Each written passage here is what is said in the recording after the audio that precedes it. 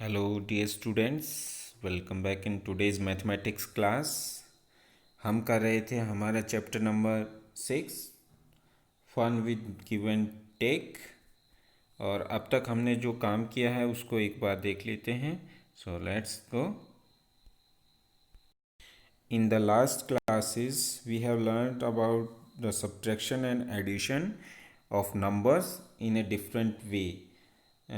आपने अलग अलग तरीके से जोड़ना और घटाना सीखा, और इनमें जो है आपको एक तरीका और भी सिखाया गया था, जो गैप्स को पढ़ के हम गैप्स को जानकर हम सब्ट्रैक्शन और एडिशन कर सकते हैं।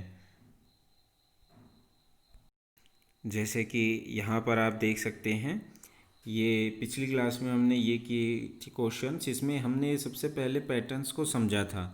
पैटर्न्स का मतलब होता है उसमें गैप कितने का है, कितना नंबर बढ़ रही है और कितना नंबर कम हो रही है।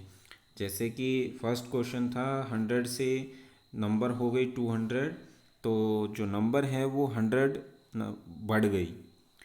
अगले क्वेश्चन में बी पार्ट में क्या था, जो नंबर थी वो 900 से 800 हो गई। इसका मतलब 100 कम हो गई। पहले वाले में 100 ऐड हुआ था और दूसरे वाले में 100 माइनस किया था।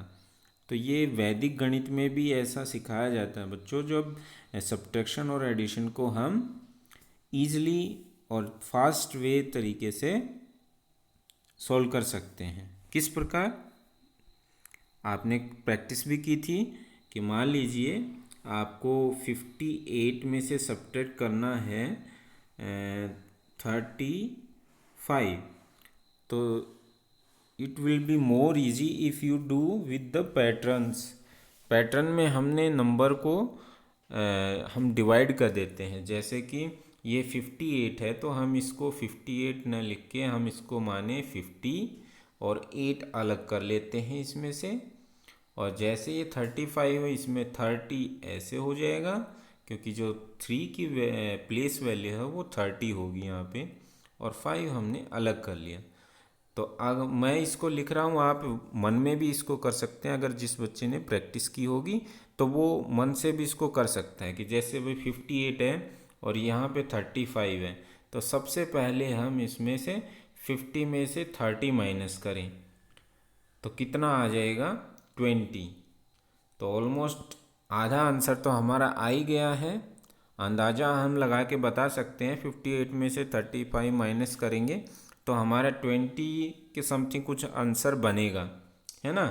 तो ये आ गया। उसके बाद जो 8 और 5 बचा उसको आपको माइनस करना है। 8 माइनस 5 होता है 3। तो यहाँ पर जीरो में ये 3 ऐड कर देंगे तो 23 will be the right answer. तो ये पैटर्न्स हमें बहुत हेल्प करते हैं सब्ट्रैक्शन करने में और एडिशन करने में। आप शॉर्टकट तरीके से इसको सोल्व कर सकते हैं। तो ये था पिछली क्लास का काम। अब हम आगे चलते हैं। इन today's class we will do the practice questions. इससे नेक्स्ट पेज पर आप देख पा रहे हैं, आपकी बुक में कुछ प्रैक्टिस क्वेश्चंस हैं, आपको उनको सोल्व करना है। और इनको सोल्व कैसे करना है, ये स्टेटमेंट वाले क्वेश्चन हैं बच्चों। इनको स्टेटमेंट को पहले ध्यान से पढ़ो, then you will try to solve these questions. Also remember one thing, that you have to do this work in your notebooks, not in textbook. आप बुक में करके इस कार्य को न भेजें, बल्कि इसको अपनी कॉपी में करके भेजा करें, ठीक है। और एक बात और याद रखिए, अपनी जो आपको काम मिलता है वो आपकी ज़रूरत के जितना ही मिलता है। क्लास में जो बच्चे होते हैं वो कुछ ब्रिलियंट होते हैं, एवरेज होते हैं, और कुछ स्लो लर्नर होते हैं, ठीक है। तो जो ब्रिलियंट होते हैं वो कुछ ही बच्चे होते हैं, थोड़े से बच्चे होते हैं, और जो कम सीखने वाले होते हैं स्लो लर्नर्स, वो भी बहुत कम होते हैं। ज़्यादातर जो बच्चे होते हैं वो एवरेज होते हैं। ब्रिलियंट बच्चे अपने काम जो दिया जाता है वो करते हैं, उनको वो थोड़ा काम लगता है और वो जल्दी उसको कंप्लीट करके भेज भी देते हैं। ऐसे बच्चे अपने से बड़े क्लास की बुक्स के क्वेश्चंस भी सोल्व कर सकते हैं, और जो कि अच्छी बात है और करना भी चाहिए। अगर आपको प्रैक्टिस के लिए प्रैक्टिस हो रही है तो आपको करनी चाहिए, चाहे वो बड़ी क्लास की बुक क्यों ना हो। तो जो एवरेज बच्चे हैं उनके लिए मैं कहना चाहूँगा, आप जितनी ज़्यादा प्रैक्टिस करेंगे, जितनी ज़्यादा प्रैक्टिस आप करोगे तो आप भी ब्रिलियंट हो जाओगे। तो मैथ्स ब्रिलियंट बच्चे जल्दी क्यों सोल्व कर पाते हैं? क्योंकि वो ज़्यादा प्रैक्टिस करते हैं, लिख लिख कर देखते हैं और अपने हाथ से क्वेश्चन का आंसर निकालते हैं, दूसरे से हेल्प नहीं लेते। तो आपको भी ऐसे ही प्रैक्टिस करनी है, ठीक है। तो यहाँ पर जब ऐसे क्वेश्चंस आपके सामने आए बच्चों, तो स्टेटमेंट को पहले सबसे पहले ध्यान से पढ़ना ज़रूरी है।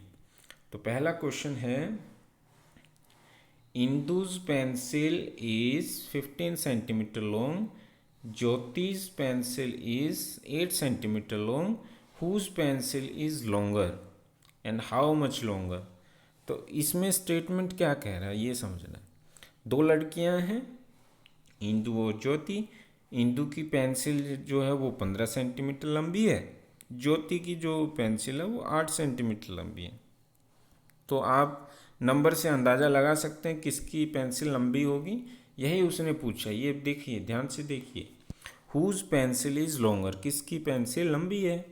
तो आपने ध्यान से पढ़ा होगा तो आपने जाना होगा कि जो इंदु की पेंसिल है वो लॉन्गर है, ठीक है। तो एक आंसर तो ये बन गया। अब अगला और भी उसने पूछा है, हाउ मच लॉन्गर, और कितनी लंबी है। तो 15, आप इसको कॉपी में करेंगे तो आप इसको अच्छे से ऐसे लिखेंगे, the length of Indu's pencil is equal to 15 centimetre and the length of Jyoti's pencil is equal to 8 centimetre. So minus करके, सब्ट्रैक्ट करके जो आंसर आएगा वो आप यहाँ लिखेंगे, ठीक है। I hope you understand this.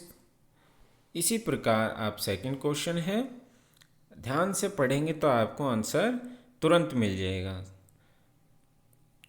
Ask your पापा एंड मम्मी और mummy price of 1 kilogram salt. आपके मम्मी और पापा से 1 किलोग्राम साल्ट का रेट पूछिए, and price of 1 kilogram sugar, और 1 किलोग्राम शुगर का रेट पूछिए। और ऐसे ही लिख के, जैसे स्टेटमेंट लिखी हुई है ऐसे ही आपको कॉपी में ये स्टेटमेंट लिख के ये क्वेश्चन करने हैं, ठीक है।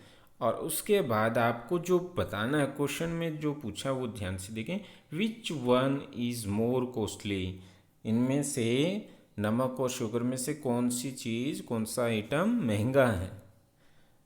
एक क्वेश्चन तो ये पूछा है, दूसरा है how much more does it cost, और जो आइटम महंगा है वो कितना महंगा है दूसरे से, ठीक है। तो आपको ऐसे ये क्वेश्चन की स्टेटमेंट पढ़ के आंसर देने हैं, ठीक है। तो आपको मैं जो काम दे रहा हूँ वो टोटल ये 4 क्वेश्चंस हैं, 1 2 3 4। आप 4th क्वेश्चन में आप सबसे पहले ये टेबल को अच्छे से देखेंगे, टेबल से भी हमारे आंसर्स बन जाएंगे। Look at the above and answer the following. आपको ये ऊपर जो डाटा दे रखा गया है इसको ध्यान से देखना है और फिर इन क्वेश्चंस के जो आंसर हैं वो देने हैं। ये क्वेश्चंस आगे भी हैं, सी पार्ट और डी पार्ट। तो यहाँ तक आप करेंगे। जिस भी बच्चे को ये समझ आ गए वो अपने आप कोशिश करे, क्योंकि जो आपको काम दिया जाता है वो आपके लेवल के हिसाब से ही दिया जाता है। ब्रिलियंट बच्चे होते हैं वो आगे सोल्व कर लेते हैं, कोई बात नहीं, उनको करना भी चाहिए। आपको जो काम दिया जाता है वो पूरी ओवरऑल क्लास को ध्यान में रख के दिया जाता है कि आपके ऊपर भी बर्डन ना बने। आप बहुत अच्छा काम कर रहे हैं, आप काम करते रहिए और अपने स्वास्थ्य का ध्यान रखिए और काम करते रहिए बेटा, ठीक है। मिलते हैं इन द नेक्स्ट क्लास। इससे आगे का काम लेकर आएंगे। तब तक सभी को नमस्कार, बाय।